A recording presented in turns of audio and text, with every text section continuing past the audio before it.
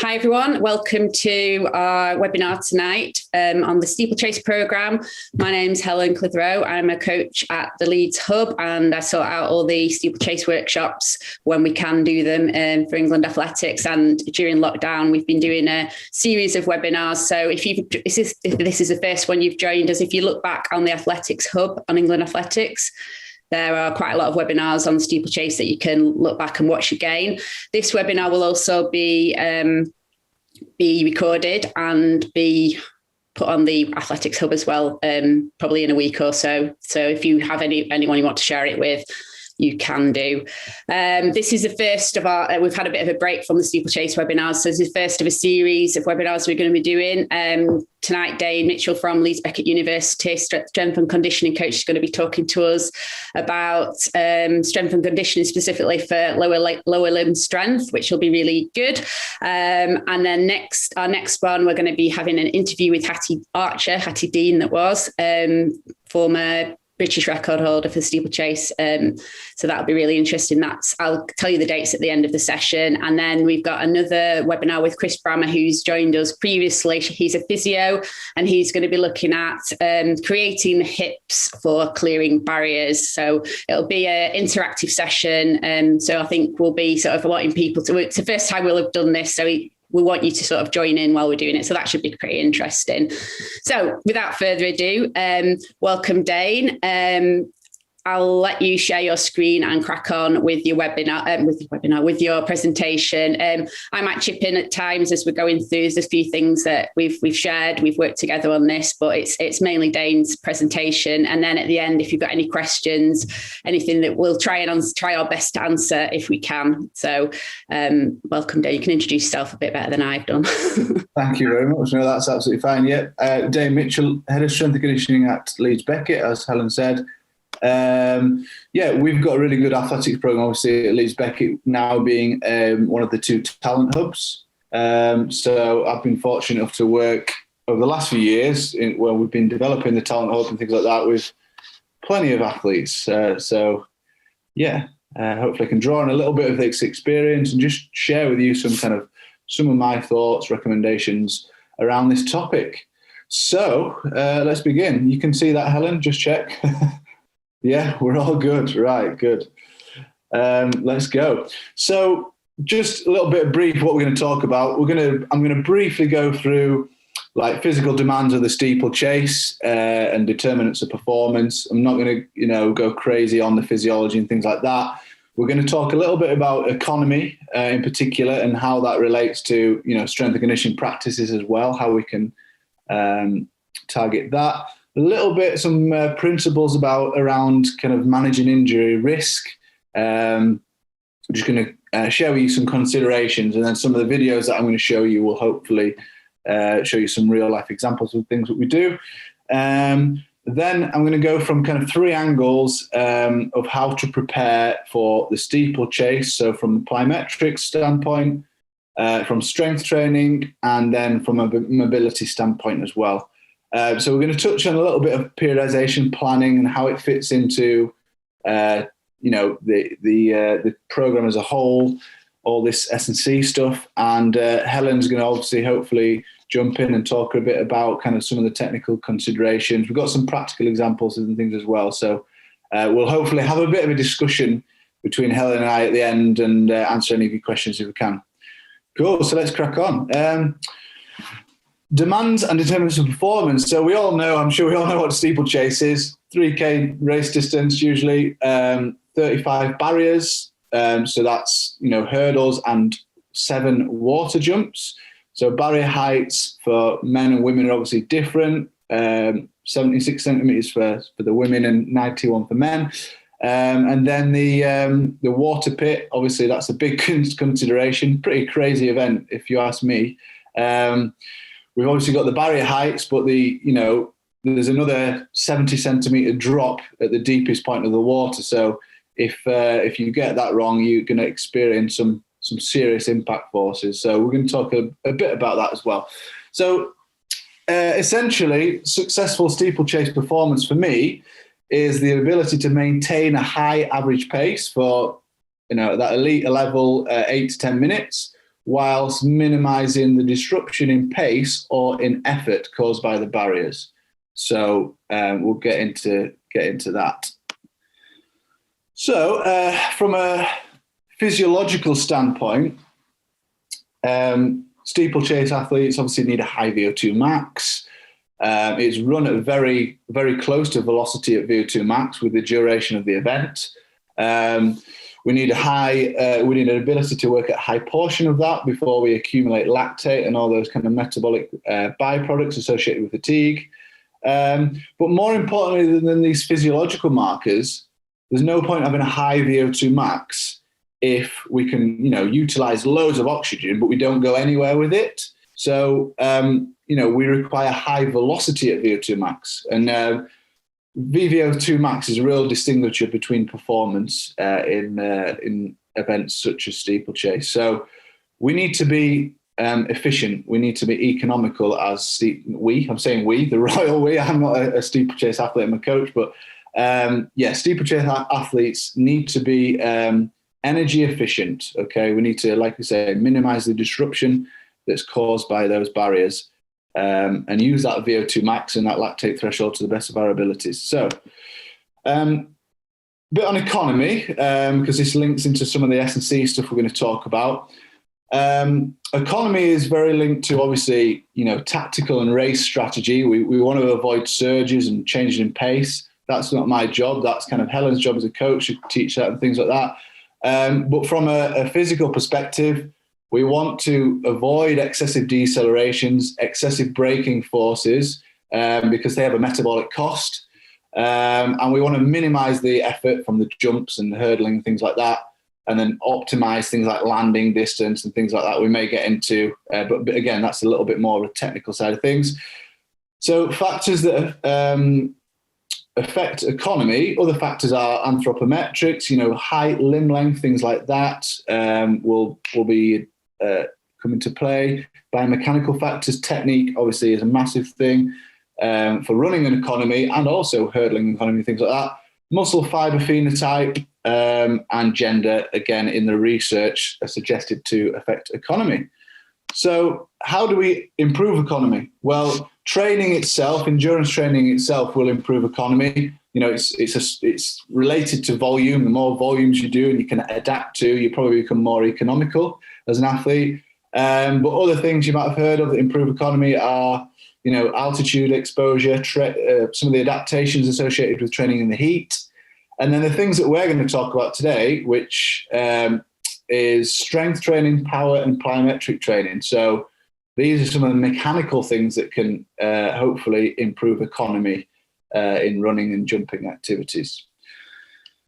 Okay, so there's now quite a lot of research suggesting that these strength and conditioning activities, which are very accessible. Sometimes it's hard to get to altitude and use all these other kind of methods of improving economy, but a lot of us, apart from at the moment, we're getting in gyms and things, it's difficult, but we can still do our plyometrics and can still do, at-home strength training and power training.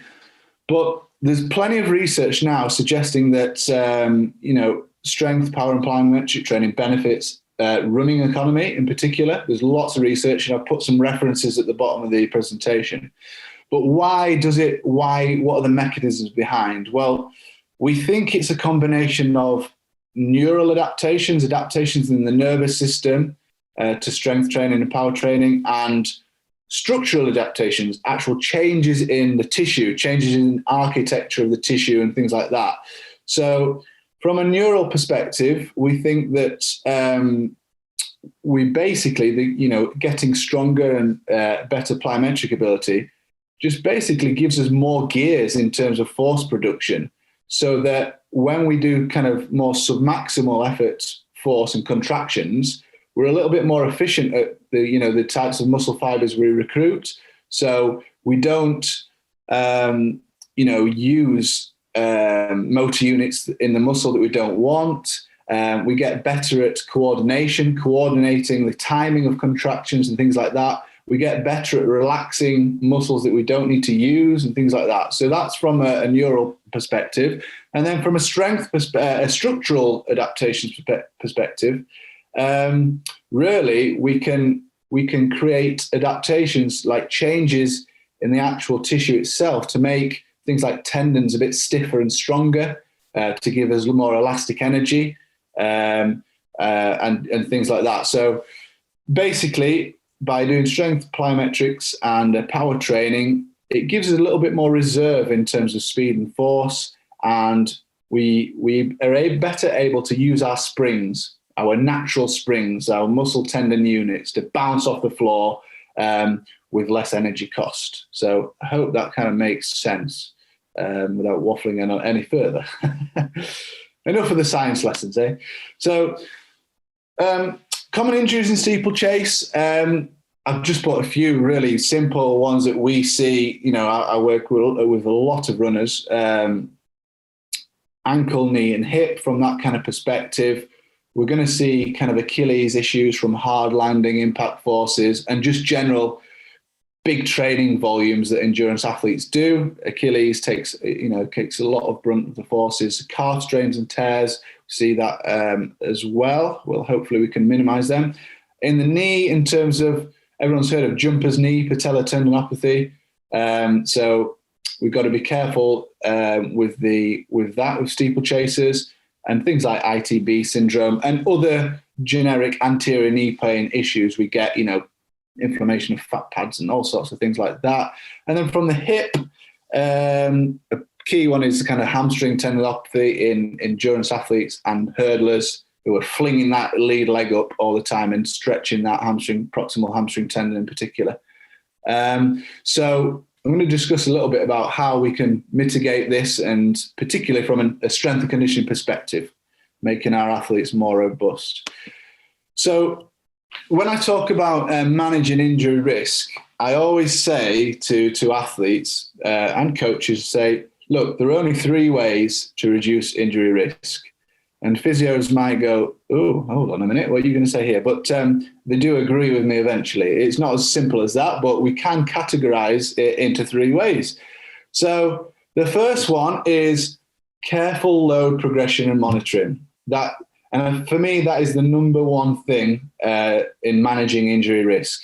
If you do too much too soon, you're probably likely to exceed your capacity of the tissues and get injured. Something's going to break down if you do too much too soon. So spiking your mileage too much, things like that we'll discuss.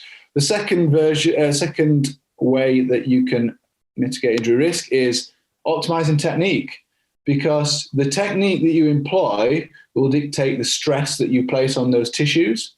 All right. So, everyone's heard of, like, if you're a heel striker, you may kind of come into issues there. If you around the knee, perhaps, or if you're really toey runner, you may be more susceptible to kind of Achilles, calf kind of issues, things like that. So technique is obviously key, and getting that right for your body, what you can tolerate.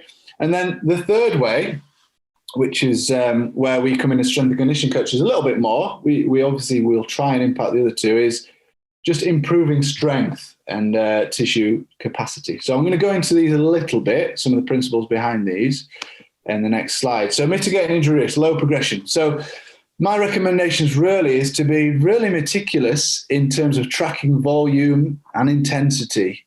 So the number one thing in runners, you've got to progress slowly, and everyone's different as well. Some people can take bigger jumps in progression. So, work closely with coaches and coaches with athletes to make sure that we're taking the smaller, more progressive changes that we can make, the better.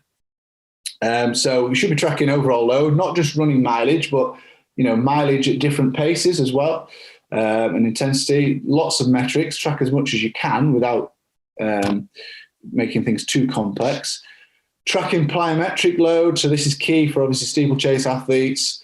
If you've not got an idea of the number of contacts, number of jumps they're doing a week, if you're not kind of measuring distances between hurdles and boxes or heights of hurdles and boxes, you're kind of doing yourself a disservice, your athletes a disservice. And again, frequency of exposure. And all these metrics have got to be considered and carefully monitored. Other things that I think people are mindful of some things, but not others, are, kind of being aware of changes in kind of footwear. So we see a lot of athletes, we try to stop this, gets towards the summer, the weather gets a bit better, they start doing more speed sessions, so they just take the trainers off and whip the spikes on and smash a session out in the spikes, and they come, then they get feet, Achilles, angry issues around there. So again, that needs to be progressive. Changes in surface needs to be progressive. You need to be aware how much you're doing on trail versus road. All that stuff matters, and it all adds up, all those little 1%. So in terms of technique, I discussed that, the technique dictates the stress that you place on your tissues. So we can change, as coaches, we can change technique by, simply cueing our athletes, be mindful of certain things in their running form or hurdling form.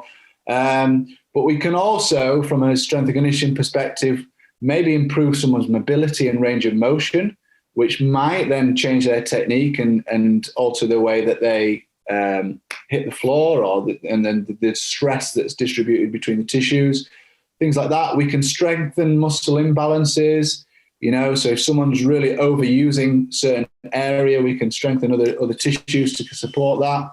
And, we can improve stability around joints, things like that from a strength and conditioning perspective. And then strength, this is where meatheads like me come in. I always say to athletes, the simple phrase, weak things break, okay? So a stronger tissue can better tolerate the repeated stress. And remember, running and training is repeated stress. And the more we do, we're kind of hammering at these tissues. And so the stronger we get, the more that they can take. Imagine the analogy of chopping a tree down. If that tree is dense and strong, it's going to take more blows of the axe to kind of to damage it. So some of the adaptations that we can kind of create through strength training is architectural changes in the muscle. We can change tendon morphology. We can augment kind of muscle tendon stiffness. We can even increase bone density, things like that through strength training practices. So yeah, we're going to show some examples later on.